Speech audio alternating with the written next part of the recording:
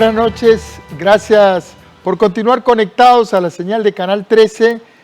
Estamos en vivo a las 8 de la noche con 4 minutos. Soy Ernesto Rivera. Para esta noche invité a una doctora zoóloga que ganó recientemente una medalla de la Sociedad Linneana de Londres. La Sociedad Linneana de Londres se fundó en 1788 y se llamó así para honrar al médico sueco Carl von Linné. Esta es la sociedad de historia natural más antigua del mundo y fue la primera sociedad científica en presentar al público la teoría de la evolución de Charles Darwin. Esta prestigiosa sociedad científica acaba de premiar con la medalla en zoología a que es una de las medallas más importantes que se entregan en el mundo científico a una integrante de la Academia Nacional de Ciencias de Costa Rica, que es la doctora Mary Jane West Everhart. El trabajo y los hallazgos de la doctora Everhart se relacionan con la vida social de las avispas tropicales y su aporte a la evolución. Para conocer más sobre este interesante asunto, invité esta noche a la doctora Mary Jane, quien es además científica del Instituto Smithsonian de Investigaciones Tropicales. Buenas noches, doctora. Bienvenida a Costa Rica Noticias. Buenas noches, don Ernesto, y es un gusto saludarlo y un honor tener su invitación para conversar.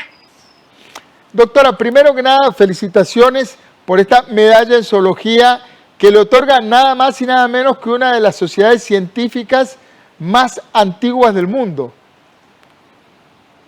Sí, es cierto, y es una medalla muy bonita, aunque yo no lo tengo todavía en mi mano, porque se quedó en Londres porque la ceremonia era virtual por razones obvias.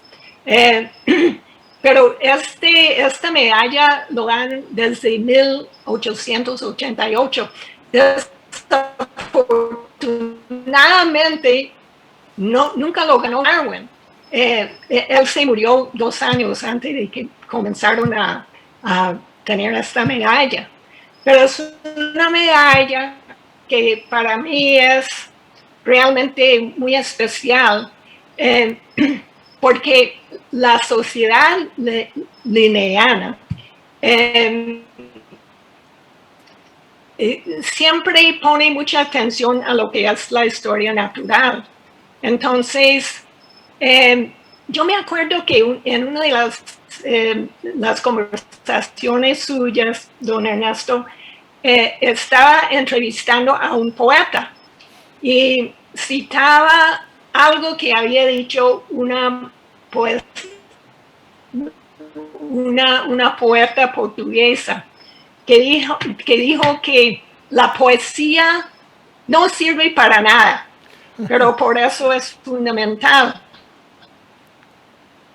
Así es. Entonces, historia natural, sí, ¿se acuerda de eso? Sí, claro. Entonces, me pareció muy, muy interesante porque la historia natural es semejante a la poesía, porque no sirve para nada, pero sí que le ayuda a entender cosas fundamentales. Entonces, por ejemplo, muchas personas piensan que la ciencia se hace comenzando con una teoría, de ahí se saca probarlo, se hace experimentos y entonces eso es el método clásico científico.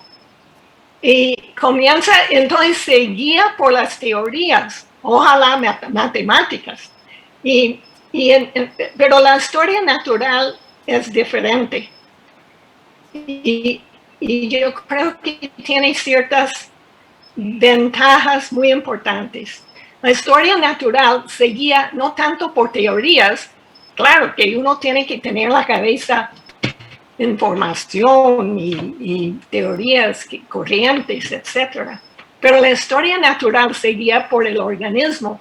Uno escoja algún organismo que le interesa por algo. En el caso mío eran las avispas. Justamente, absurdo. precisamente, doctora, usted ha estudiado las avispas durante muchos años. ¿Qué nos enseñan las avispas acerca de la evolución? Bueno, yo los escogí porque me interesaba la vida social y quería poder observar algún organismo social. Las avispas que me interesan viven en grupos, o sea, son sociales en este sentido. Entonces, sí, realmente la avispa que están viendo ahí no es una avispa social, pero es una avispa. Hay muchas clases, hay parásitos, etc. Entonces, por eso me interesaba. Yo, don Ernesto, yo le mandé unas diapositivas. Ahí las estamos viendo en pantalla. En este momento. Las estamos viendo en pantalla en este momento. Bueno, esos son otras, pero con estos podemos, eso lo podemos referir. Ok. Entonces, lo que me ha enseñado las avispas varias cosas. A ver. Uno, lo primero que entendí o que vi, que me pareció interesante, era que ellas, cuando se encuentran, hacen ciertas, lo que se llaman despliegues, toman posiciones especiales. Y a base de eso yo podía adivinar, viéndolos, cuál era la reina y cuál era la obrera. Como las abejas de miel tienen reinas y que ponen huevos y obreras que son como esclavas de las reinas. Entonces, esto de dominancia y sumisión era algo común en los animales sociales. Entonces, y hacían movimientos simbólicos. No llegaron a pelear, eran como los perros.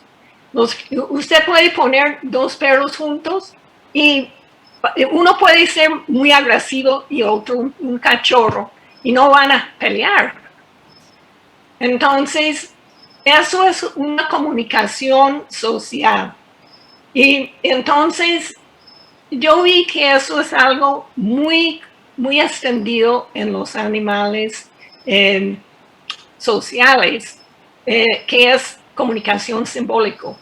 Por otro ejemplo, el pavo real, que tiene plumaje extravagante, eso también es algo para atraer a hembras, pero es un instrumento, el plumaje es como un instrumento social, como para señalar atractividad. Entonces, en todos los animales sociales hay, inclusive los humanos. Fíjense en los arreglos de pelo de las mujeres y los hombres también. Eso es un aspecto de comunicación social. Y no es que sirve para algo, sino que es simbólico a su rango social muchas veces. Bueno, hay otros, no sé hasta qué punto debo dar una conferencia sobre...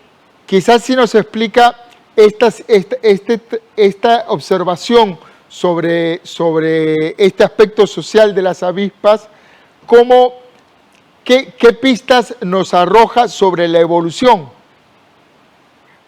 Bueno, entonces, tomando el ejemplo de las avispas, la evolución, realmente lo que interesa a uno es la evolución como lo pintó Darwin, que lo explicó en términos de selección natural. Lo que aportó esos estudios de vida social es que también hay otra clase de selección que se llama selección social. Entonces, selección natural es más que todo, se puede llamar selección que tiene que ver con sobrevivencia. El aspecto social no es tanto como sobrevivencia, sino que es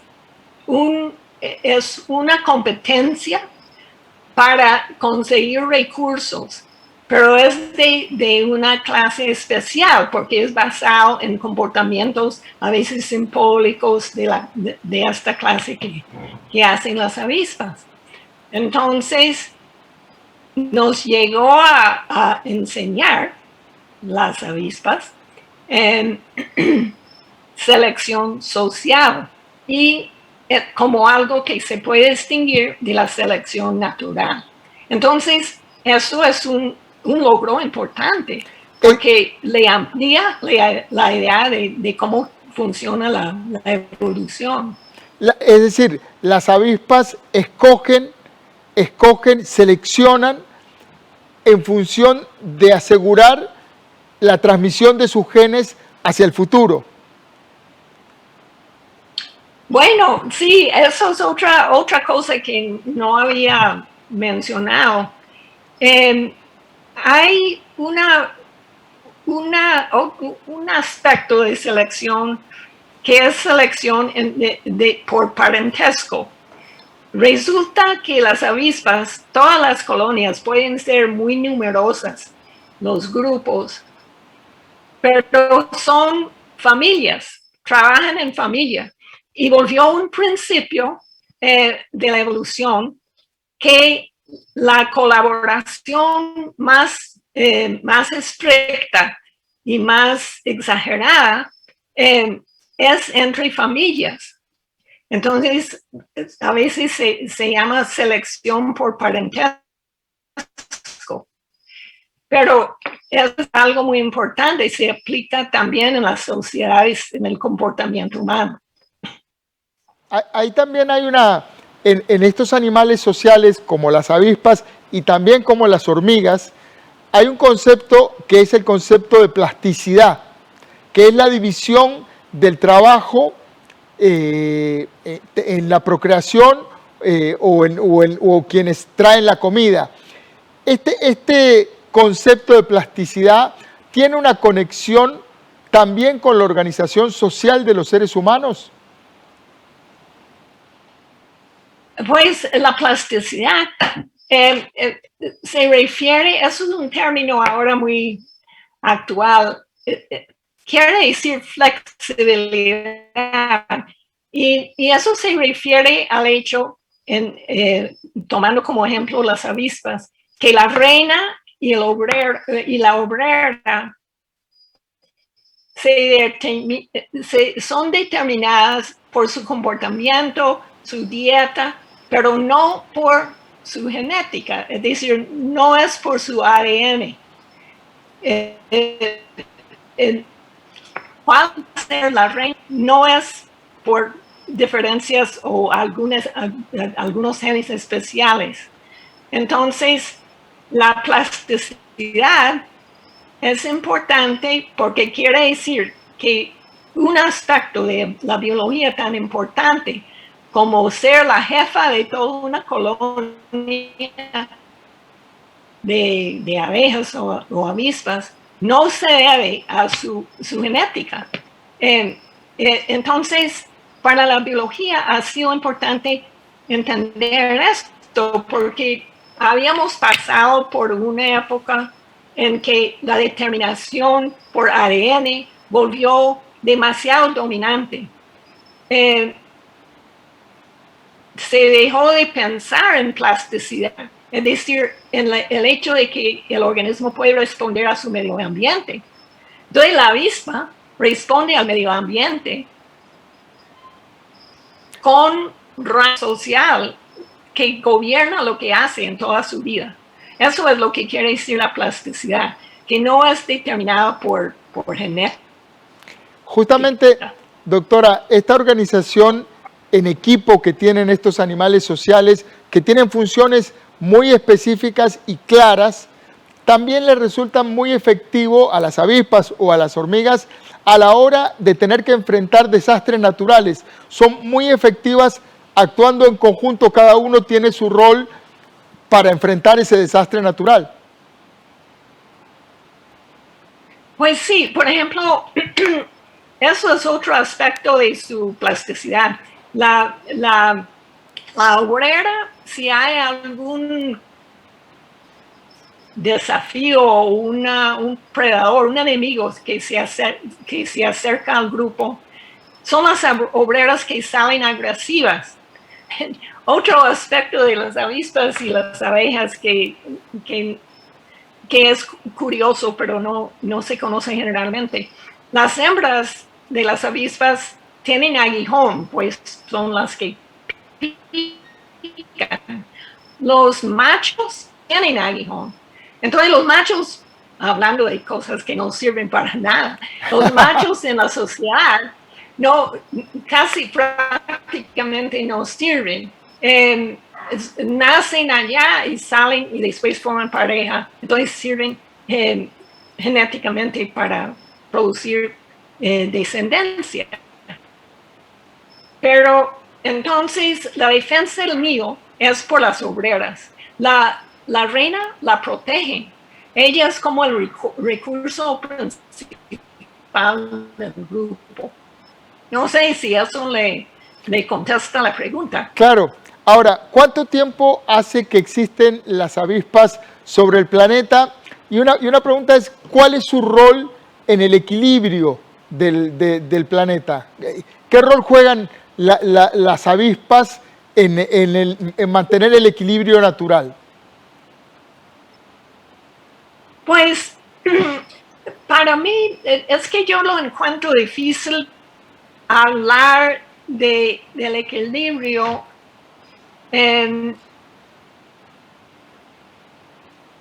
sobre todo cuando estamos viendo los cambios de clima que va a cambiar tanto el equilibrio. Ningún organismo va a poder arreglar esto. A veces se habla del equilibrio ecológico, pero yo creo que es eso, para mí, eso es mi opinión, es un poco abstracto, es algo que uno puede pensar o imaginar, pero yo creo que hay tanta dinámica natural, tanto movimiento, tanto cambio en el medio ambiente. Los organismos tal vez mantienen cierto equilibrio porque ellos se adaptan. Si cambia la temperatura promedio, entonces van a cambiar tal vez donde viven, lo que comen, etc. Pero se adaptan. En este sentido, sí, se mantiene un equilibrio. Pero como usted sabe, hay muchas extinciones. Muchas especies se desaparecen. Se podría decir que perdieron en esta lucha como para equilibrarse con el medio ambiente. Pero yo no creo que el medio ambiente en general está en equilibrio porque pienso que está cambiando constantemente. Y si uno ve la historia de la vida, ve que han pasado épocas muy diferentes a los de hoy. Entonces es más bien una dinámica. Doctora, entiendo que hay muchos tipos de abejas. de avispas. ¿Cuántos tipos hay y en qué se diferencian entre ellas? Pues como para ponerle números no podía. Por ejemplo, hay unas avispas que son como parasíticas. La familia, pues las avispas se dividen en diferentes familias. Hay parasíticas y eso es la clase de avispa más común, más numerosas. De las avispas sociales que yo he estudiado, es un género, entonces es un grupo taxonómico. De estas avispas hay como 300 especies de un género que se llama Polistes. Entonces, eso es un ejemplo de un grupo, un número de especies pequeñas, pero hay miles y miles de especies de avispas. Mucha gente le tiene temor y tiene sentimientos negativos hacia las avispas. ¿Cómo debería comportarse uno ante una avispa o ante un grupo de avispas? Pues yo creo que las avispas pueden enseñarle paciencia y que no sea histérica. Las avispas, inclusive los avisperos grandes, bueno, hay tantas clases. Primero, uno puede observarlos a ver si son agresivos. Algunos, uno puede convivir con todo un avispero en la entrada de la casa y no le pasa nada. Otras son peligrosas y hay personas, por supuesto, alérgicos. Entonces, si usted tiene, por ejemplo, un avispero y le está molestando y tal vez picó al hijo, lo puede capturar de noche y ponerlo en el congelador y así matarlos. Pero es que varían tanto que yo no podía decir que, pero son como cualquier otro animal. Uno tiene que respetarlo, observarlo, a ver cómo se comporta y comportarse de acuerdo. Doctora, se nos acabó el tiempo, pero yo quiero agradecerle el rato que nos dedicó, los conceptos que nos explicó. Estamos conversando con la doctora Mary Jane Eberhardt, quien acaba de ser premiada con la medalla en zoología por una de las sociedades científicas más importantes del mundo y también de las más antiguas, la Sociedad Linneana de Londres. Doctora Eberhardt, es un honor que usted integre la Academia de Ciencias de Costa Rica y le agradezco muchísimo su trabajo, su aporte al conocimiento científico y el tiempo que nos dedicó. Muchas gracias, Ernesto. Que tenga muy buenas noches y que disfrute de ese sentimiento bonito de haber sido premiada por una sociedad tan prestigiosa. Gracias. Nosotros también le agradecemos a usted quedarse, acompañarnos, participar, compartir con nosotros estos momentos. Aprender de ciencias, honrar a nuestros científicos es parte de este aprendizaje, de esta ida y vuelta que tenemos con ustedes. Recuerde, trabajamos para usted. Somos la televisión pública de Costa Rica.